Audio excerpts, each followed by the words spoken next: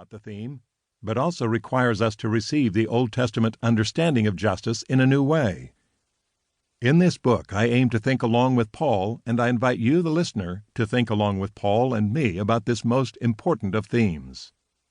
For that reason, scattered liberally throughout the chapters of this book, you will find text boxes in which I invite you to reflect on questions related to the dimensions and themes of justice in Romans. I urge you, or better, a group of you, to think about and discuss these questions in order to relate what Paul writes to your own contexts, thoughts, and practices.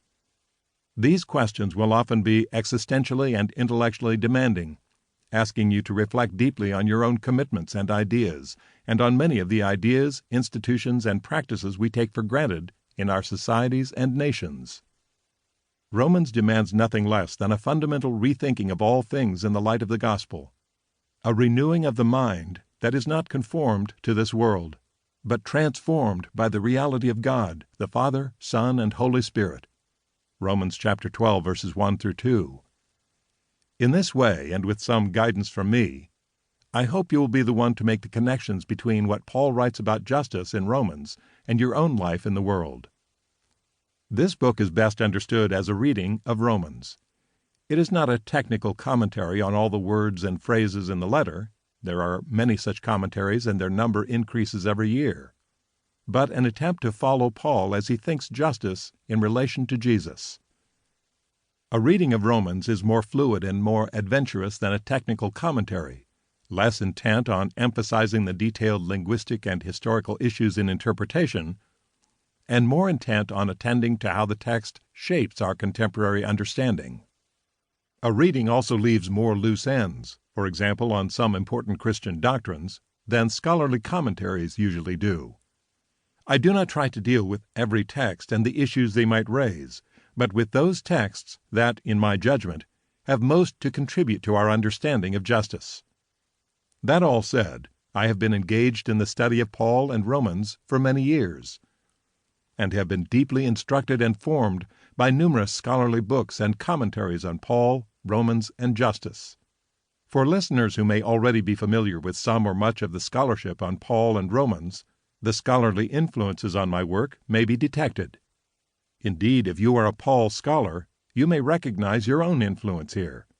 Yet I have not documented everything, or even very much, in footnotes, in order not to distract the listeners for whom this book is primarily written.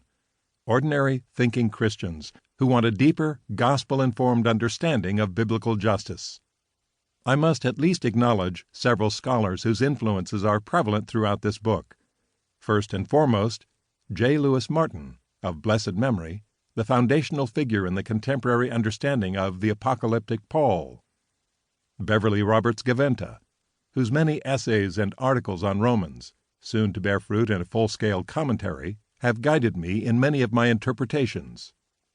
John M. G. Barclay, whose peerless book, Paul and the Gift, came at an opportune time, and with whom I had some crucial conversations on Paul and politics at Regent College several years ago. Others who have significantly shaped my thought in this work include Douglas A. Campbell, Michael J. Gorman, Mark Kinzer, P. Travis Croker, Mark D. Nanos, John Howard Yoder, and Philip G. Ziegler. I must also mention the Italian philosopher Giorgio Agamben. It's unlikely that any of these scholars would fully agree with what I have done here with Romans, but I owe them much. Throughout this book I have usually provided my own translations of the text of Romans. Sometimes these are very literal, and thus at times also awkward, and sometimes they are more like paraphrases. I do this because, as I will show in the first chapter, the very theme of justice itself is lost in most modern English translations of the letter. Not only justice, but other themes as well. I always aim to be responsible in my translations, which are themselves informed by lexicons, Greek grammars, scholarly commentaries, and other books and articles on Paul and Romans. Still, I urge my listeners to have an excellent modern English translation, or 2 or 3, New Revised Standard Version, today's New International Version, New American Standard Bible, available at all times to cross-reference with my translations along the way. 1. Terms of justice.